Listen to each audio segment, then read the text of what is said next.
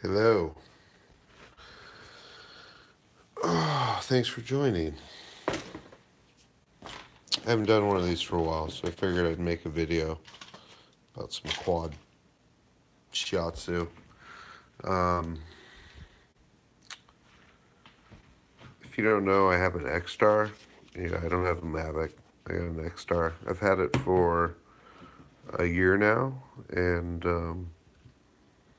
I like it a lot. But these two, I've had these weird things going on with the battery where 2 minutes into the flight, it goes from like full charge to like less than 10%, and I have to do an emergency landing. It's pretty freaky. So I'm not sure what's going on with those, but I have to definitely. I just drained them down to basically nothing and then recharged them, so I'm going to give them another test flight. But I'm curious if anyone else has an X-Star and has experienced this with these batteries because it's really scary. So I'm hoping it doesn't happen again. On this one, what is this one? Okay, this is my Revolt and Speedix combo. Um, and I was getting some weird oscillations, so, and I knew it wasn't the tune and it wasn't the motors. So I checked all my motor wires and one of them was a little loose. So I resoldered it and did a test flight, and it seems to have fixed the issue. So I think we're good there. Um, so we'll go ahead and fly that one again tomorrow. This one, the race flight Bolt, we can't fly right now because the stem motor wire, when the pad came off, where is it? It's on the other side. When the pad came off of the motor wire, oh shoot. Did I resolder it? Yeah, I resoldered it. No, there it is. This thing just keeps coming off because the pad came off of the ESC. So it won't stick. Like I can get it to stay for like a flight or two, and then it just comes off again. So basically, this ESC is junk. This bolt all in one ESC. So I got a BL Heli 32 D Shot 1200 Siskin blah blah blah ESC coming. And I'm basically gonna swap out, and that got shipped today from Pyroflip. So hopefully it'll be here by Friday or Saturday, the weekend. I can swap this out and get this quad flying again because this is like pretty much my favorite quad. This X-Hover wind frame with the race flight flight controller. And the Bolt ESC is good, but you can only run D-Shot 600 on it. And on even though I was running Betaflight, like I couldn't run 16K on it. It's kind of weird. Even though the CPU load on the FC is plenty low enough, it just didn't work right. So yeah, and we got a Lumineer 600 milliwatt transmitter in there, and a Triumph sticking up way high away from everything, so we get really good video reception, um, and that should be good. Oh yeah, and the other one I had to do some work on today. I was working on like all my quads today, basically. So this one had the loose motor wire, fixed that. This one needs a new ESC, and that got shipped out today. This one is um, what's up, man? How you doing? This one, I don't know what's going on with it, or actually I do. Okay, the bolts. There was a bolt that came loose on the top here, so it was like flying like crap. And again, like it looked like it was a tuning issue, but I know it's not a tuning issue. So as soon as I tightened that down, it started flying right again. But like, yeah, when the frame's loose, your quad won't fly right. So that's pretty much that how that goes. But this is my BL Heli 32 D Shot 1200. So I'm excited to get another one that has the 32 and D Shot 1200 on it. And this one also runs the axis antenna, and I think, oh yeah, Amway switcher. But I'm gonna try, because when I was flying this today, I had really crappy video reception. But what was odd is on my other quads, I had really good video reception.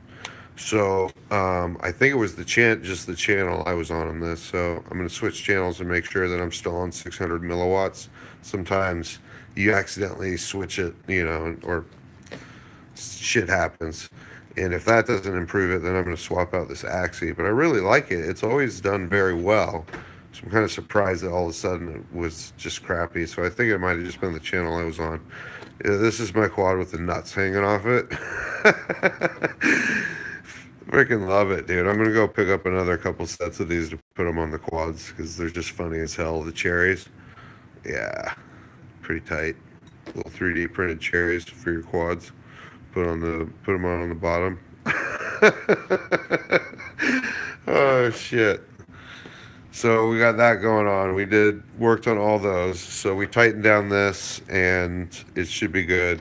That's the one complaint I'll say with the Floss 2 frames is that, and I have pretty clean noise-free builds, but stuff comes loose on them. And like on a lot of other frames that I've had, you got to go and tighten up stuff maybe every, 10 packs or so. You should go through, or 10 or 12 packs, you really should go through and check everything and tighten stuff up. But on the Floss 2s, maybe every 5 or 6 packs, you might need to tighten up an arm bolt or something, or the top of the frame. It's just the way it's constructed. And I'm pretty much a gorilla. I tighten down shit really hard. So if stuff's coming loose for me, I can only imagine that other people are having issues like that. But for what it is, no, bro, I live on West Coast, Northern California, San Francisco area, just about 20, 30 minutes east of San Francisco, but still pretty close to the water, because the bay, it's a big-ass bay here. Yeah, Northern California. That's why you won't see snow ever in my videos. And yeah, it's really nice. Super overpopulated though, and too expensive, but it is nice. We got to pay for something, right? Oh, Cleveland, that was a good game on Christmas. They battled Warriors and the Cavs. So yeah, and then the final quad we got here. This is the Theory XL, which we had fun ripping today, and it's always your very last pack. I hit a bush and broke a couple of props, so I had to swap out the Doll 5040Cs that I had on there. But this has been real solid for ready to fly. A lot of fun. It just kind of sucks that it's an F3 board. There's no OSD on it, and it runs literally one shot 125. You can't do anything above that on these ESCs. It's like, what? But yeah, other than that, and to be honest, like the one shot 125 it flies pretty damn good, but what sucks is you can't get any of the features that you can get with D-Shot protocol. Like a beeper would be huge for this, or turtle mode, or any of that crap. But I have the basics, which because I have loaded, I've had flown Beta Flight 3.2, I think 3.2.2 or 3, even 3.2.3 I have on this one updated. So we have anti-gravity, we have dynamic filtering, adjusted, and and telemetry. So it does at least have a Spectrum telemetry receiver in it. So I get, my battery information and RSSI. And that's what happens if I crashed like today at the very end when it was literally getting dark and they were going to close the gates to the park and I had to run over. I'm like, oh shit, I got to find my quad. I use the RSSI in my radio, and it's pretty damn good. It tells you the percentage and you just hone in. And then I was like, oh shit, it's over on this side. boom, found it pretty quick using that and was able to get to my car without getting locked in. So yeah, that's pretty much it. Been loving this DX8. The DX9 for one more channel, they want you to pay another $150. And to me, I don't know. The range is identical on those two radios, and the gimbals are the same too. And I really like the gimbals in this radio. Super nice. And I finally got them, took off the adjusters in the back and got them adjusted the way I like them. I like a lot of tension on my sticks, so like you actually have to apply pressure to move them. For me, that's just the way I like them. So they're nice and tight right now, and I can't wait to go fly tomorrow. Shit. What else going on? Not much. Tiny whoops when we have to. Wings. I got my Theory W back here that just needs a new camera put in it and a VTX, and it's ready to rip. I mean, I could line aside it, but this wing is just, you have to FPV it. And it goes like 80, 90 miles an hour, so you just line of sight, you could gets crazy, but FPV, you can get a much better experience. Thanks, man. Yeah, the schizo hat. Kind of need a new one. I've been worn it a lot. Zip ties. You can never have enough zip ties. Don't buy them from the hobby store. Just go to the hardware store. They're so much better and cheaper. Shh, what else we got? I think that's about it. Just swapping out an ESC and getting our first wing back up in the FPV station, and also the Optera. We've been flying that a lot. Yeah, it's about. Oh, that's what we are going to try to get a Crossfire, and I'm going to try that new Predator FPV camera. So because I've hit the range limit with that's the one thing that Spectrum has good range. It's bullshit when they try to say it doesn't, but I've hit my range limit, so I'm ready to go a lot farther.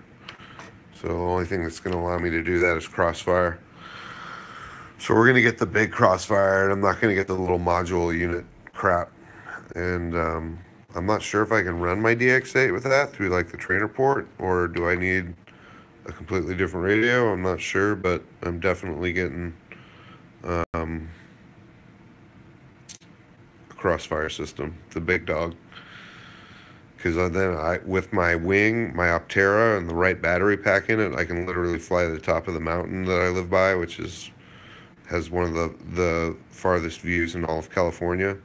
And then I can also take a 6-inch quad that I'm going to build, possibly up to the top of the mountain too, and just do some crazy bombings. But there's like parts right now where I'm just looking at like that are half a mile to 3/4 mile away that I want to go rip, but I can't do it with the Spectrum. I will for sure fail safe, or if I don't, it'll be a miracle. Crossfire, I could do it without even blinking. So yeah, Crossfire. All right. Well, thanks for watching, guys. Yeah. Hope everyone had a good Christmas, got everything you wanted. And my son made out like a bandit. We're going to be doing tennis and telescopes and all kinds of crap. So hopefully I'll get some flying in. All right. Peace out.